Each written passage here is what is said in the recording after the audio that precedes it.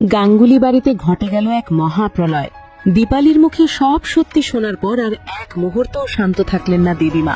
এতদিন যাকে নিজের মেয়ে ভাবতেন, আজ তাকেই প্রতারক বলে ঘাড় ধাক্কা দিয়ে বাড়ি থেকে বের করে দিলেন। মাঝরাতে একা রাস্তায় দাঁড়িয়ে কুসুম, আর তার দিকেই এগিয়ে আসছে মেঘার পাঠানো মারণ ফাঁদ। আয়ুষ কি নিজের চোখের সামনে স্ত্রীকে অপমানিত হতে দেখবে? জানুন আজকের এই ভিডিওতে।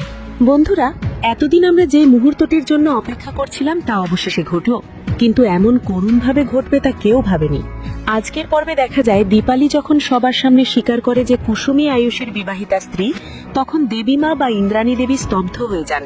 তার এতদিনের বিশ্বাস চুরমার হয়ে যায়।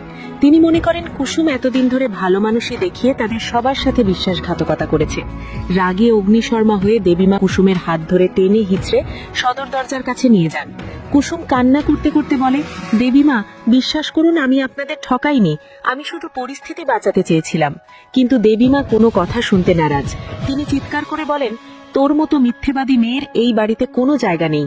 যে মেয়ে নিজের পরিচয় লুকিয়ে সংসারে ঢোকে, সে আর যাই হোক এ বাড়ির বউ হতে পারে না। এই বলে তিনি কুসুমকে ধাক্কা দিয়ে বাড়ির বাইরে বের করে দেন এবং মুখের উপর দরজা বন্ধ করে দেন।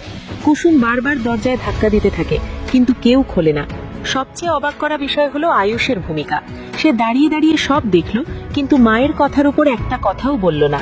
কুসুমের এই চরম অপমানের সময়েও আয়ুষের এই নীরবতা দর্শকদের রক্ত গরম করে দিয়েছে। তবে কুসুমের বিপদ এখানেই শেষ নয়। বাড়ি থেকে বিতাড়িত হয়ে সে যখন রাস্তায়, তখনই মেঘার পাঠানো নানু বোমা নিয়ে তার পিছু নিয়েছে। একদিকে স্বামী শাশুড়ির প্রত্যাখ্যান, অন্যদিকে মৃত্যুর হাতছানি। কুসুম এখন কি করবে?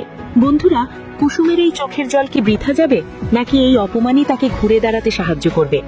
আগামী পর্বের প্রতিটি আপডেট সবার আগে পেতে আমাদের চ্যানেলটি এখনই সাবস্ক্রাইব করুন এবং ভিডিওটিতে একটি লাইক দিন।